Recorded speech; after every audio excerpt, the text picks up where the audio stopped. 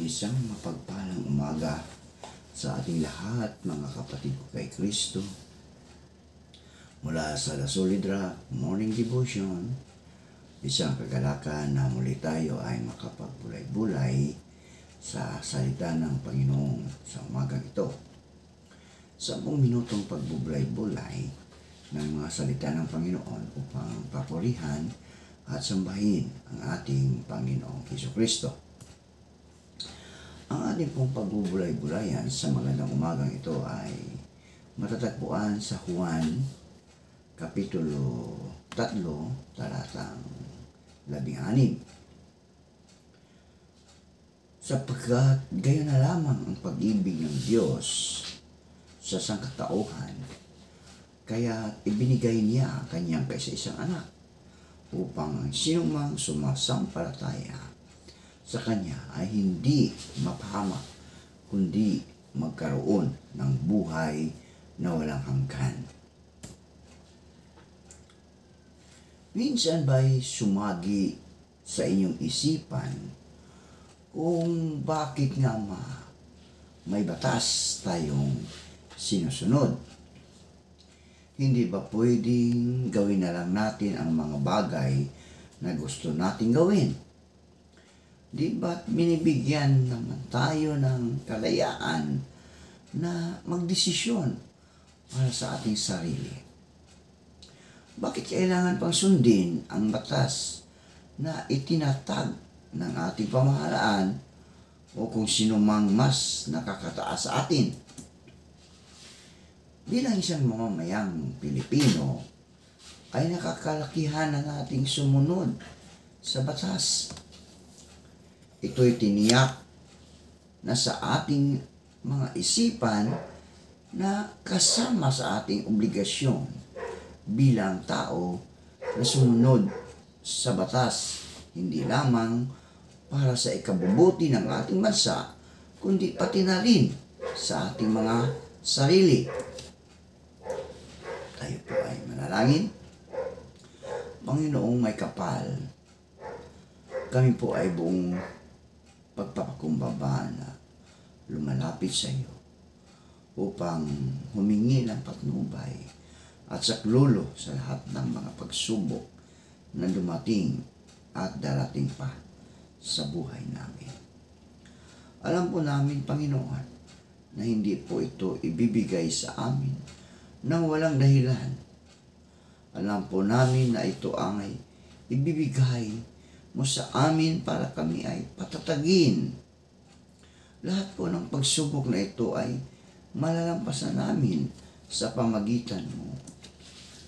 Hiling po namin na sana ay patnubayan mo ang mga taong nasa laot ng karagatan upang mangisda at ilayo mo sila sa anumang kapahamakan.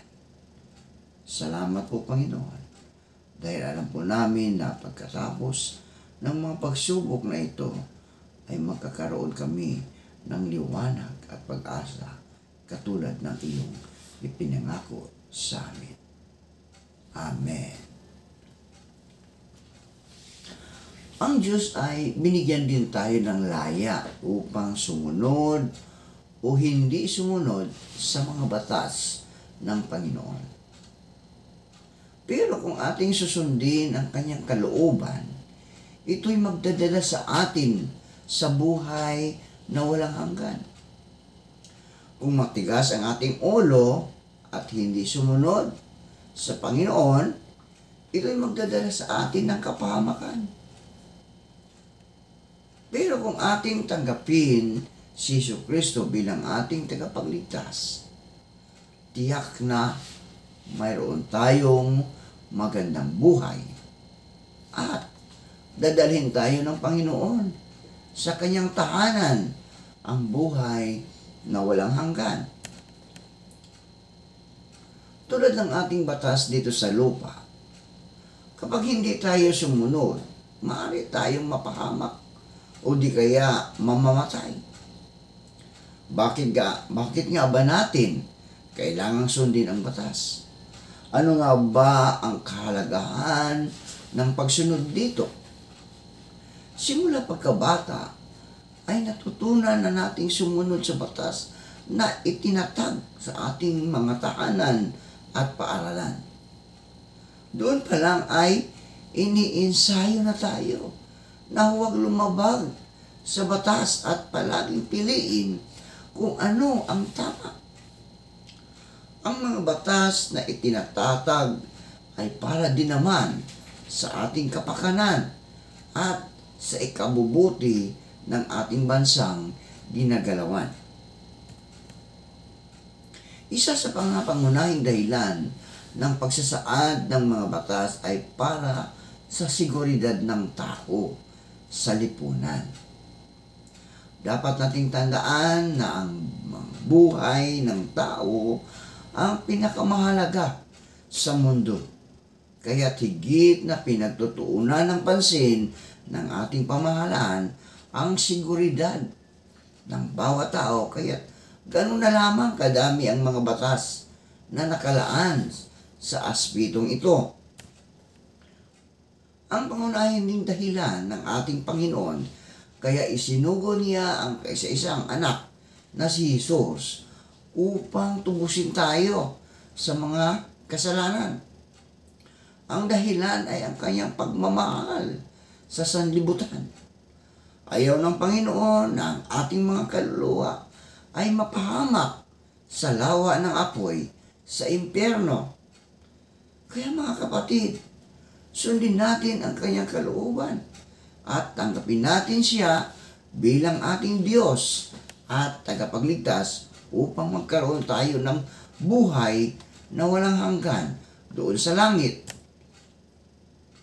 Kailangan natin itong sundin upang ang ating buhay ay hindi mapunta sa alanganin at siguradong ligtas ang bawat isa sa kapahamakan. Isa rin sa dahilan kung bakit may batas ay ang kagustuhang magkaroon ng kapayapaan sa ating bansa. Ang mga batas na ito ay naglalayong pagkaisahin ang bawat mamamayang Pilipino at umiwas sa kahit anumang gulo na magdudulot sa pagkawatak-watak ng samahan na mayroon ang bawat isa. Ginawa rin ang batas upang makamit ang hustisya sa mga taong inaapi dahil responsibilidad ng ating gobyerno na protektahan ang bawat individual na tratuhin ang bawat isa sa atin na pantay-pantay. Ang pagsunod sa batas ay napakahalaga sapagkat tayo rin mismo ang makikinabang nito. Sa kamay ng batas, walang mayaman o walang mahirap dahil pantay-pantay ang turing nito sa mga tao at walang silbi ang Estado sa buhay kung batas ang pinag-uusapan dito. Titignan ka lamang bilang tao at hindi sa kung anong narating mo o kung anong meron ka. Napakaraming dahilan na maibabanggit kung bakit nga ba kailangan natin na sumunod sa itinalagang batas ng ating pamahalaan. Ngunit isa lang ang konkretong dahilan at ito ay para sa ating kapakanan upang tayo'y maging disiplinadong individual at magkaroon ng payapang lugar na titirhan saan mang sulok ng bansang ating ginagalawan. Manalangin tayo. Panginoong Diyos, maraming salamat sa talino at talento na inyong ipinagkaloob sa amin. Dalangin ko na tulungan niyo po kami na mapagyaman namin at magamit ng tama para sa ikabubuti ng aming mga buhay at makapakinabangan ng aming kapwa. Tulungan mo din kami, Panginoon, na sumunod sa batas ng lupa na aming ginagalawan. At lalong-lalo na, Panginoon, sa batas ng iyong anak na si Jesucristo na siya ay napako sa krus dahil sa aming mga kasalanan. Tulungan mo kami, O Diyos, na aming maunawaan ang mga bagay na dapat naming sundin, lalong-lalo na ang kaharian mo, Panginoon, ang aming focus bilang mga anak mo, Panginoon. Maraming salamat po sa iyo, Panginoon, sa pangalan ni Jesus. Amen.